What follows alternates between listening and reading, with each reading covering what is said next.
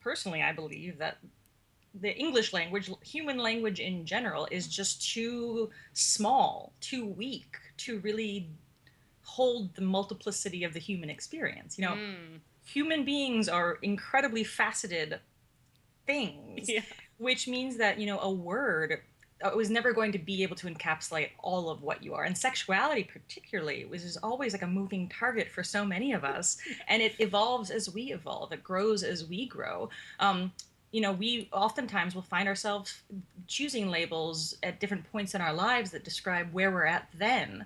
But the problem can happen when people get so attached to those labels they stop themselves from growing. It's like a flower pot. You plant yourself in this pot that's really nourishing and enriching for a really long time, but eventually you're going to outgrow that pot. And if you stay there, you're going to become root bound. You're not going to be healthy, and you're not going to be able to grow to your fullest potential. Yeah.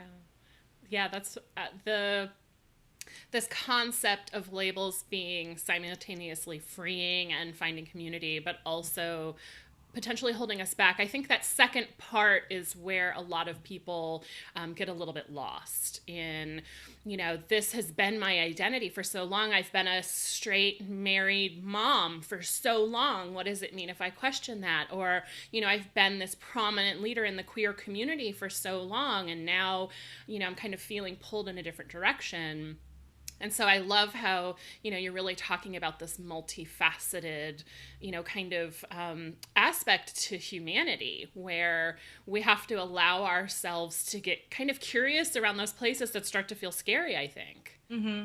Absolutely. And that curiosity is key. And I think that, when people discover something, it's totally natural to get super enthusiastic about that thing. Like, I found my word, everyone. And you're like running through the streets, being like, I'm bi, I didn't know, which is great. And if Yeah. that feels good to you, then by all means do it. But yeah, I think that then if we stop losing curiosity about ourselves, things can get problematic. And again, you might feel really comfortable with your word for decades and you never feel like you have to change it.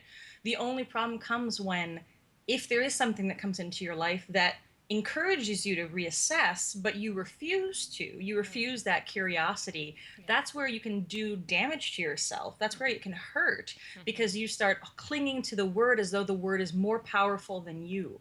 And Mm. that's not okay. That's not healthy. We have to be able to take in new information and then reassess our assumptions about ourselves and the world around us.